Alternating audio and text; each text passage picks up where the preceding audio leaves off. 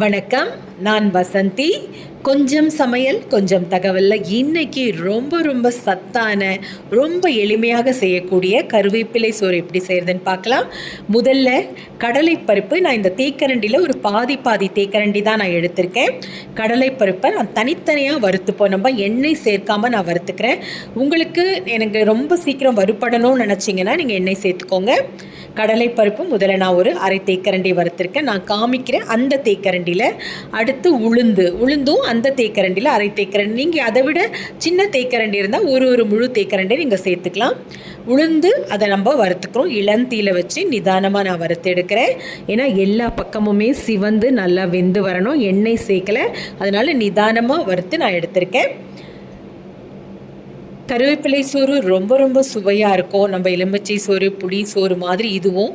அடுத்து பார்த்திங்கன்னா தனியா நான் எடுத்திருக்கேன். தனியாவும் அரை தேக்கரண்டி தான். தனியா ஒரு நல்ல மணத்தை கொடுக்கும் இந்த கருவேப்பிலை சோறுக்கு. அதையும் நான் இளந்தீயில் வச்சு பொறுமையாக நான் வறுக்கிறேன்.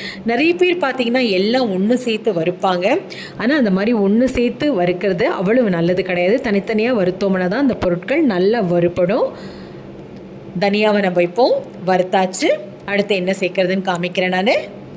கருவேப்பிலை ரொம்ப ரொம்ப சத்து நிறைந்தது. சாதாரணமாக நம்ம சாம்பார் ரசம்லலாம் கருவேப்பிலை போடும் பொழுது அப்படி தூக்கி நம்ம தனியாக வச்சுருவோம். அதை மென்று சாப்பிட மாட்டோம். மிளகு ரொம்ப ரொம்ப முக்கியம்.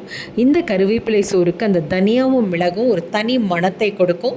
மிளகு பார்த்திங்கன்னா அரை தேக்கரண்டிக்கும் நான் கொஞ்சம் குறைவாகவே தான் போட்டிருக்கேன். ஏன்னா அதில் அந்த காரம் நிறைய இருக்கும். அதனால் ஒரு 1/4 தேக்கரண்டி தான் நான் போட்டிருக்கேன். மற்றதெல்லாம் அரை தேக்கரண்டினா இது ஒரு நல்லா பொரிஞ்சு வந்த பிறகு அதையும் நம்ம எடுத்துப்போம். இப்போ நம்ம சீரகம் சேர்த்துப்போம். சீரகம் ஒரு அரை தேக்கரண்டி. நம்ம சேர்த்துருக்கிற பொருட்கள் எல்லாமே ஒரு நல்ல மணத்தையும் சுவையையும் இந்த கருவேப்பிலை சோறுக்கு கொடுக்கும். நான் சொன்ன மாதிரி கருவேப்பிலையை நம்ம அப்படி எடுத்து அப்படி ஒதுக்கி அப்படி வச்சுருவோம். அப்படி இல்லாமல் இந்த மாதிரி சோறு செஞ்சோம்னா அதனுடைய முழு சத்தம் நமக்கு கிடைக்கும். காரத்துக்கு மிளகு எப்படி சேர்க்குறோமோ அதே மாதிரி நான் மிளகாய் அந்த காம்பு கிள்ளாமல் சேர்த்துருக்கேன். ஏன்னா அது கிள்ளிட்டோம்னா அந்த விதைகள் எல்லாம் விழுந்துடும். நம்ம அரைக்கும் பொழுது நம்ம அதை கிள்ளிட்டு நம்ம அரைச்சிப்போம். மிளகாய் நான் ரொம்ப 2 மிளகாய் தான். ஏன்னா மிளகெல்லாம் சேர்க்கறதால ரொம்ப ரொம்ப காரம் அதிகமாகிடும். நான் காரம் மாத்திரம் எப்போவுமே கருவேப்பிலை பொடியாகட்டும், கருவேப்பிலை சோறாகட்டும், அதுக்கு எல்லாமே நீங்கள் பார்த்து குறைவாக போட்டுக்கோங்க. ஏன்னா அது நிறைய கருவேப்பிலை பார்த்திங்கன்னா ஒரு லேசான ஒரு இலை தானே, அது ரொம்ப அதிகமாக இழுத்துரும். அந்த காரம் எல்லாம் அதிகமாக காமிச்சிடும் நமக்கு. அதனால் பார்த்து சேர்த்துக்கோங்க.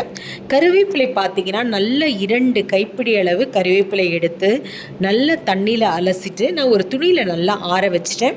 அந்த ஈரமெல்லாம் இழுத்த பிறகு இளந்தீயில் வச்சு பொறுமையாக எல்லா பக்கமும் திருப்பி விட்டு நிதானமாக இந்த கருவேப்பிலையை நான் தனியாக எப்படி வறுத்தெடுக்கிறேன். நல்லா அந்த ஈரமெல்லாம் இழுத்து நல்லா உங்களுக்கே தெரியும் ஒரு மொறுமொறுப்பு தன்மை வந்த பிறகு நம்ம அதை அணைச்சிருவோம். அடுப்பு அணைச்சிருவோம்.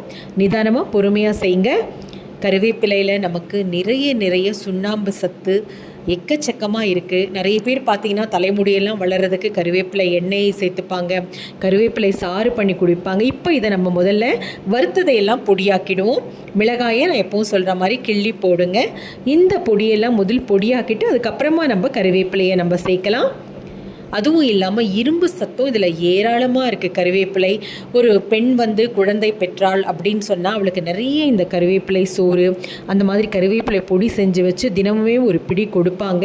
ஏன்னா நல்ல ஒரு பால் சுரக்கும், மலச்சிக்கல் இல்லாமல் பார்த்துக்கும். அதனால் கருவேப்பிலையை யாருமே அப்படி ஒதுக்கி ஓரம் வைக்க வேண்டாம். குழம்புல இருந்தாலும் ரசத்தில் அதை மென்று சாப்பிட நம்ம கற்றுக்கணும். பொடி தயாராகிடுச்சு. இப்போ இதை நம்ம தாளிப்பு பார்ப்போம். நான் செஞ்சது பார்த்திங்கன்னா ஒரு ஆழாக்கு சோறுக்கு சரியாக போகிற அளவுக்கு செஞ்சுருக்கேன். எண்ணெய் பார்த்திங்கன்னா ஒரு குழிக்கரண்டி எண்ணெய் நான் ஊற்றிருக்கேன். எண்ணெய் தேவைப்பட்டால் இன்னுமே கூட நீங்கள் தாராளமாக இன்னொரு கரண்டி சேர்த்துக்கலாம்.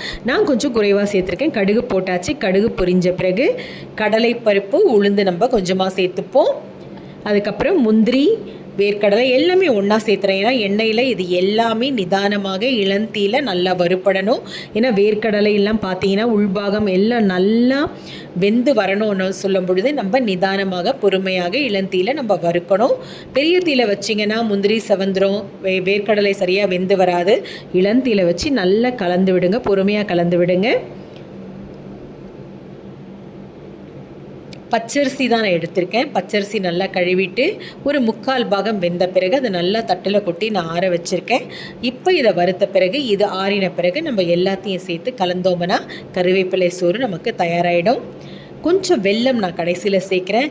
எப்போவுமே புளியோதரை இந்த மாதிரி கருவேப்பிலை சோறு செய்யும் பொழுது கொஞ்சம் வெல்லம் சேர்க்கணும். ஏன்னா அதில் கொஞ்சம் காரம் அந்த மாதிரி ஏதாச்சும் கொஞ்சம் தூக்கலாக இருந்தால் உப்புத்தூள் நான் சேர்க்குறேன் அந்த வெள்ளை சோறில். இந்த வெல்லம் அதை சமன்படுத்தும். ஒரு புளியோதரை செய்கிறோம், கொஞ்சம் புளிப்புத்தன்மை அதிகமாகிடுச்சுன்னா நம்ம என்ன பண்ணுவோம், கொஞ்சம் வெள்ளை சோறு எடுத்து கலப்போம். ஆனால் இந்த வெல்லம் இருந்ததுன்னா உங்களுக்கு அந்த காரத்தையும் புளிப்பையும் அதை சமன்படுத்தும். அதெல்லாம் ஒரு தொழில் ரகசியம்தான். நல்லா அந்த வெள்ளை சோறில் இப்போ அந்த நம்ம வதக்கின பொருட்களை சேர்த்தாச்சு. இப்போ பொடியையும் நான் அதுலேயே அப்படியே சேர்க்குறேன். நீங்கள் வேணும்னா கடாயில் இருக்கிற எண்ணெயில் கூட நீங்கள் சேர்த்து கலந்து கூட நீங்கள் அப்படி சேர்த்துக்கலாம். நான் அப்படியே பொடியை சேர்க்குறேன். எப்போவுமே கரண்டியில் வச்சு கலக்கணும்னா அந்த அளவு சோறும் இந்த பொருட்களும் கலந்து வராது. எப்போவுமே நம்ம கைகள் செய்கிற வேலை 10 விரல் செய்கின்ற வேலையை வேறு எந்த ஒரு இயந்திரம் கூட செய்ய முடியாது. கைகளை நல்லா சுத்தமாக சோப்பு போட்டு கழுவிக்கிட்டு நல்லா தொடச்சிட்டு நம்ம தாராளமாக நம்ம கைகளாலேயே கிளறலாம். ஏன்னா கைகள் உபயோகப்படுத்தாமல் நம்ம எந்த சமையலுமே செய்ய முடியாது. ஏன்னா இந்த மாதிரி விரல்களால் அப்படி நம்ம கலந்து விட்டோம்னா தான் எல்லாமே ஒன்று சேரும். கருவேப்பிலை சோறு தயாராகிடுச்சு. மறக்காமல் என்னுடைய காணொளியை பதிவு பண்ணுங்கள். பக்கத்தில் இருக்க மணி மீது அழுத்துங்கள். மீண்டும் சந்திப்போம்.